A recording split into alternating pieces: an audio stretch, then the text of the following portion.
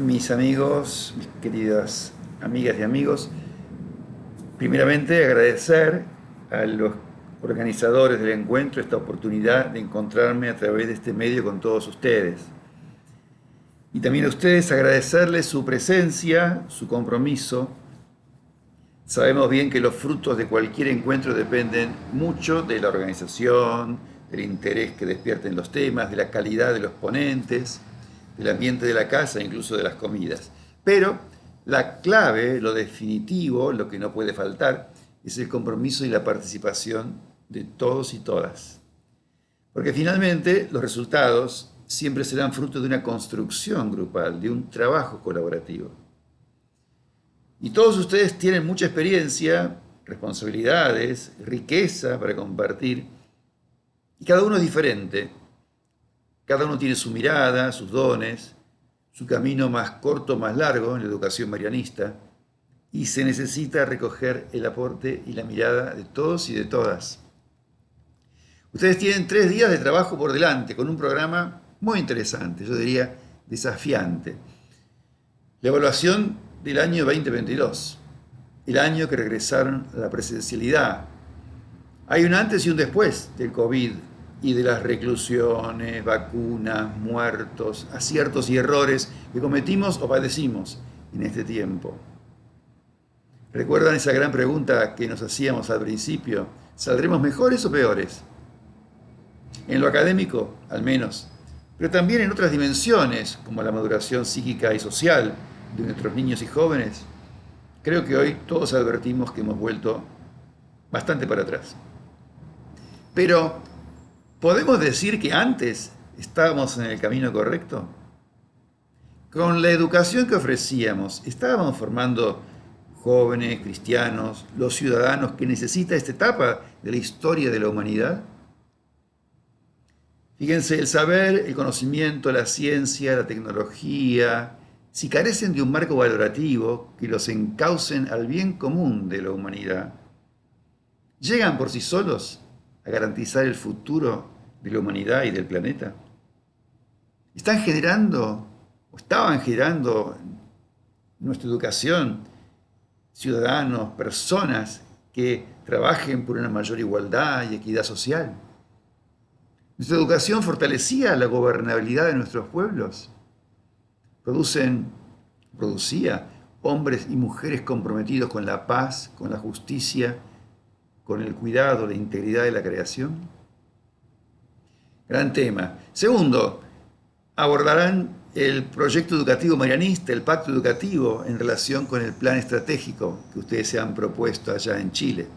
Fíjense qué interesante, el Papa Francisco propone el PEG, el pacto educativo, antes de la pandemia.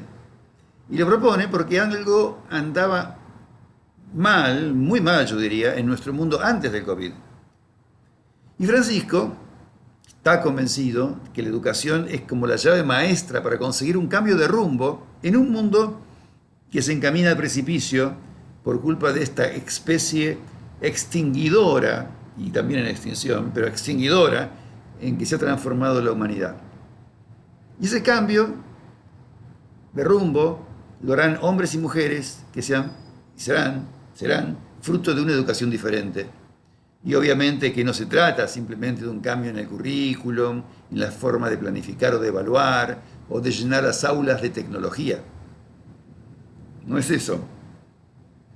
Para afrontar este desafío inmenso, contamos desde la educación marianista con un excelente proyecto educativo que acabamos de, en estos últimos tiempos, de releer estas características comunes desde nuestra realidad de América Latina. Recomiendo que eso lo reflexionen, lo miren, lo lean, lo tengan casi como, en cuanto a educadores, digo, ¿no? Como librito de cabecera.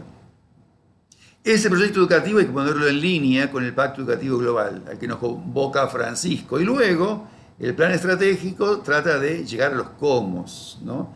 Llegar a que ese plan estratégico y el Pacto Educativo y el proyecto se concrete e incida en la cotidianidad de nuestros centros, en el día a día. Porque fíjense, no se trata de hacer más de lo mismo, ni tampoco de innovar por innovar. Pero sí, obviamente necesitamos un cambio muy profundo en nuestras prácticas educativas. Y también ustedes van a reflexionar sobre los desafíos del futuro de la educación marianista, proyecciones, escenarios de la educación y de la educación marianista en el futuro. No sé si tienen algún adivino por allí a que los va a acompañar en este punto. ¿Cuál es el futuro que nos espera? ¿Quién de nosotros se podía imaginar que hoy estaríamos viviendo y actuando en este escenario que estamos viviendo? Y me refiero a lo cultural, social, político, lo eclesial. ¿Quién hubiera imaginado que nos iba a tocar, como dice alguno, bailar en este terremoto? En una situación de cambio permanente, en tiempos tan líquidos e inciertos, líquida la palabra, líquidos los vínculos, líquidos los compromisos, los trabajos, pero también las identidades personales, yendo a algo todavía más profundo. Y qué bueno, frente a todo esto, que una de nuestras características de la educación marianista sea educar para la adaptación al cambio. Porque tendremos que irnos acostumbrando a que la innovación se convierta en una rutina para nosotros. Y en relación con esto quisiera recordar algunos pensamientos de ese sabio chileno que fue Humberto Maturana. Fíjense, muchos dicen, dice Maturana en esta primera imagen, muchos venden la innovación de la boca para afuera. Y lo más importante en la innovación es lo que se quiere conservar. Ahí está la clave.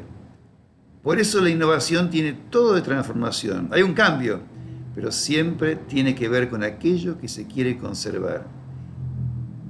¿Cuáles son esas cosas que nosotros no podemos perder y queremos conservar? Nuestro tesoro, nuestros irrenunciables. Sigo con más frases de Maturana. Sin aceptación y respeto por sí mismo, uno no puede aceptar y respetar al otro. Y sin aceptar al otro como un legítimo otro en la convivencia, no hay fenómeno social. Qué interesante. También dice, continuando con la innovación, la posibilidad de innovar siempre está ahí, si uno está dispuesto a reflexionar, a soltar las certidumbres de donde está parado, y a preguntarse si quiere de verdad estar donde está. Maravilloso. Y por último, siguiendo a Maturana, dice, el sufrimiento del hombre, digamos la mujer, no se debe a la falta de certidumbres, sino a la falta de confianza. ¿Cuántas veces decimos, no, tiempo sin ser, la falta de confianza? Si tuviéramos más confianza en nosotros mismos, en los demás, en la fuerza de la vida, en Dios, todo sería distinto y podríamos vivir mejor en tiempos de incertidumbre. Buenísimo lo de Maturana. Y con esto llego al final de mis reflexiones, pensando que a lo mejor tengamos que volver a las raíces, a los antiguos, al oráculo del templo de Apolo de Delfos, que dice esto: te advierto, quien quiera que fueres tú, que deseas sondar los arcanos de la naturaleza, que si no hallas dentro de ti mismo aquello que buscas, tampoco podrás hallarlo fuera.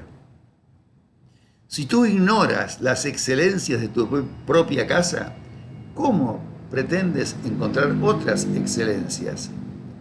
En ti se halla oculto el tesoro de los tesoros.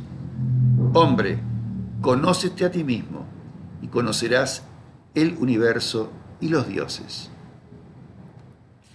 Todo lo que podamos hacer para que nuestros niños y jóvenes se conozcan, se acepten y se amen a sí mismos será poco.